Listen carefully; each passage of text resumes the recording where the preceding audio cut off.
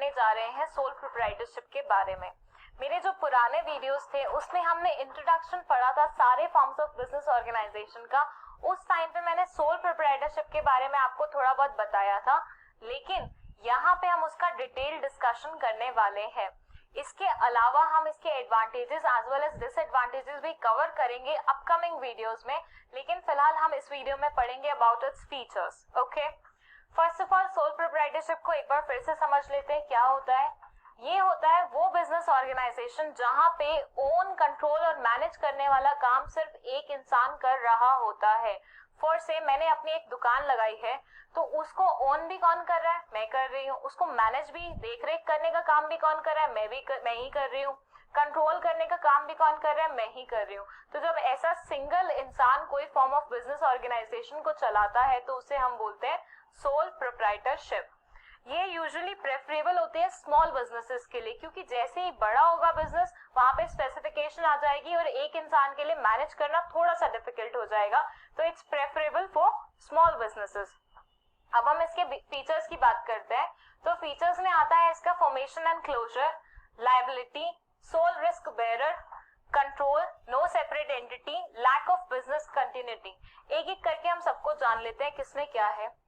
Formation and closure ये बोलता है कि अगर आपने डिसाइड किया है कि आपको सोल प्रोप्राइटरशिप खोलनी है तो आपको ज्यादा लीगल फॉर्मेलिटीज नहीं फुलफिल करने पड़ते। यहाँ पे जो तामझाम होता है वो बहुत ज्यादा नहीं होता है, बहुत ही इजी लेवल पे बस आपको क्या कराना पड़ता है, जैसे ही आप स्टार्ट करते हो बिजनेस 30 दिन के अंदर अंदर रजिस्ट्रेशन करवाना पड़ता है, गुमास्ता लेना पड़ता है, शॉप एंड रजिस्ट्रेशन एक्ट में अपना क्या बिजनेस को रजिस्टर कराना पड़ता है। That's it. इसके अलावा और कोई भी लीगल फॉर्मेलिटी इन्वॉल्व नहीं है।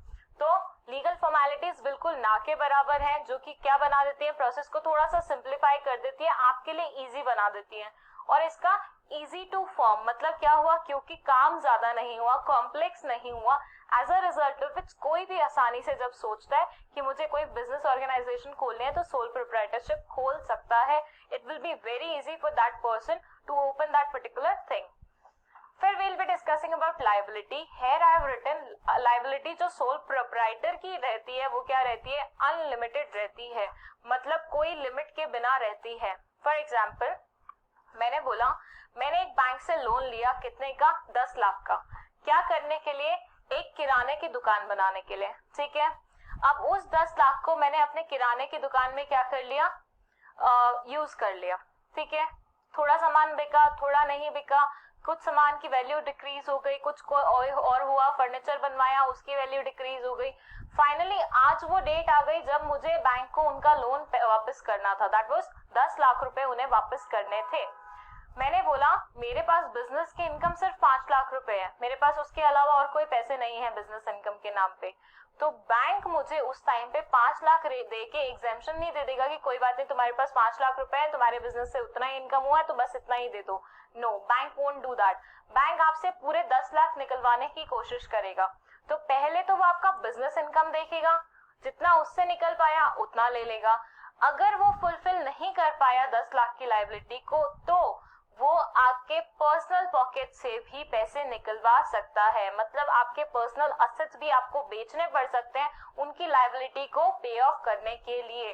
तो यहाँ पे दुकान तो छोड़ो, आपके घर पे भी बात आ जाएगी, आपके घर का फर्नीचर, घर, बिल्डिंग, हर चीज क्या हो सकती है, स्टेक पे जा सकती है, उसको बेच के भी बैंक अपने पैसे निकलवा सकता है। तो अनलाइक कंपनी यहाँ पे जो होती है सेपरेट लीगल एंटिटी नहीं होती, दोनों एक ही माने जाते हैं। तो अगर कभी भी लायबिलिटी अराइज होती है तो आपको लायबिलिटी अपने पर्सनल असेट्स से भी बेयर करनी पड़ सकती है, मतलब आपके पर्सनल असेट्स भी बेच के आपको वो लायबिलिटी को पे ऑफ करना पड़ सकता है। तो यहाँ पे लायबिलिटी क्या रहती है, अनलिमिटेड रहती है, कोई लिमिट सेट नहीं की गई है। सोल रिस्क बेरर, यहाँ पे क्योंकि हर काम कौन कर रहा है, एक ही इंसान कर रहा है, तो रिस्क भी कौन बेयर करेगा, एक ही इंसान करेगा ना। तो यहाँ पे जो सोल प्रोप्राइटर होता है, जितने भी रिस्क एसोसिएटेड होते हैं, चाहे वो नेचुरल हो या ह्यूमन बीइंग से रिलेटेड हो, सारे ही रिस्क बेयर करने की सोल रिस्पॉन्सिबिलिटी सोल प्रोप्राइटर की ही रहती है। फिर वी हैव कंट्रोल। जैसे कि मैंने बताया कि पूरे मेजर डिसीजन लेने का काम, पूरा मैनेजमेंट का काम, पूरा कंट्रोलिंग का काम, पूरा मॉनिटरिंग का काम कौन देखता है, सोल प्रोप्राइटर देखता है। तो जितने भी मेजर डिसीजन लिए जाएंगे, जितने भी बातें सोची जाएंगी बिजनेस से रिलेटेड, या जितने भी प्रोज एंड कॉन्स किसी भी चीज के देखी जाएंगे, वो सिंगुलरली कौन लेगा? ये सोल प्रोप्राइटर ही लेगा। इसके अलावा आप किसी और इंसान के इंटरफेरेंस टॉलरेट नहीं करते हैं सोल प्रोप्राइटरशिप में, अनलेस एंड अनटिल आप खुद उनसे एडवाइस ना मांगे तो जितने भी मेजर डिसीजंस होते हैं वो लेने की कौन वो करता है? सोल प्रोप्राइटर के हाथ में ही होते हैं। तो सारा कंट्रोल किसके हाथ में लाई करता है? सोल प्रोप्राइटर के हाथ में। Then we have no separate entity, जैसे कंपनी में होता है। कंपनी में हमने देखा था लास्ट वीडियो में कि कंपनी और उसके मेंबर्स के बीच में एक सेपरेट लीगल एंटिटी की वॉल खड़ी रहती है, जो कंपनी को अपने आप में क्या बना देती है? एक लीगल एंटिटी बना देती है, एक आर्टिफिशियल पर्सन बना देती है। पर सोल प्रोप्राइटरशिप में ऐसा नहीं होता है। सोल प्रोप्राइटरशिप में आप और आपका बिजनेस अलग नहीं है, दोनों ही एक समान माने जाते हैं। तो उनके एसेट्स आपके एसेट्स माने जाते हैं, उनकी लायबिलिटीज आपकी लायबिलिटीज मानी जाती हैं। जबकि कंपनी में कैसा होता है कि कंपनी की लायबिलिटीज अलग है, इंसान की लायबिलिटीज अलग है, कंपनी के एसेट्स अलग है, इंसान के एसेट्स अलग है। लेकिन यहाँ पे ऐसा नहीं होता, क्योंकि कंपनी में जैसे सेपरेट लीगल एंटिटी की वॉल होती है, यहाँ पे वो वॉल मिसिंग होती है। फिर last we have lack of business continuity. मैं बोलती हूँ, एक अंकल थे जो ग्रोसरी शॉप चला रहे थे। अब आगे उनके बच्चे नहीं है, ठीक है, he is the only person, अकेले क्या चला रहे हैं? एक सोल प्रोप्राइटरशिप चला रहे हैं, ग्रोसरी शॉप चला रहे हैं। अब गॉड फॉरबिड उनकी डेथ हो जाती है। मैंने क्या बोला? उनके बच्चे भी नहीं थे, ना कोई चलाने वाला था उस बिजनेस को। तो अगर मान लो इनकी डेथ हो जाती है तो क्या बिजनेस आगे चल पाएगा? क्या कोई और उसको देख पाएगा? तो अगर उनके आपस में आसपास वाले कोई इंसान नहीं होते तो ऐसा बिजनेस क्या हो जाता है? डिसकंटिन्यू हो जाता है उनके मरने के साथ। जबकि कंपनी में क्या पड़ा था? कंपनी में हम देखते हैं कि अगर कंपनी में लोग मर भी जाएं, कुछ भी हो जाए, तो दूसरे लोग उनकी पोजीशन ले लेंगे। लेकिन सोल प्रोप्राइटरशिप में ऐसा नहीं होता है। सोल प्रोप्राइटरशिप में सिर्फ और सिर्फ वही इंसान उस चीज को चलाता है और उसके मरने के बाद वो चीज यूजुअली क्या हो जाती है? बंद हो जाती है।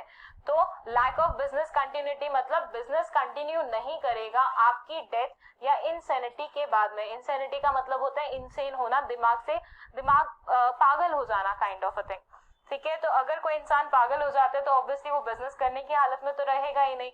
तो ऐसे में भी क्या हो जाएगा? बिजनेस बंद हो जाएगा। दोबारा से देख लेते हैं।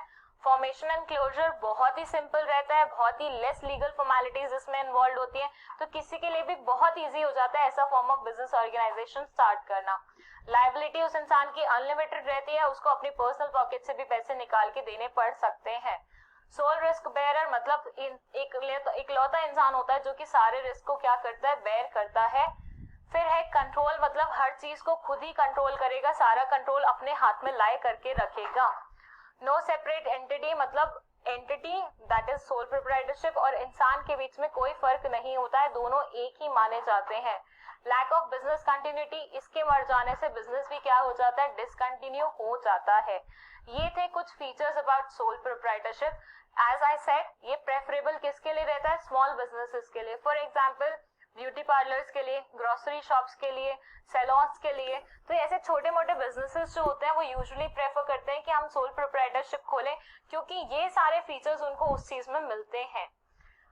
That's it for this video. Next video में हम एडवांटेजेस और डिसएडवांटेजेस कवर करने वाले हैं सोल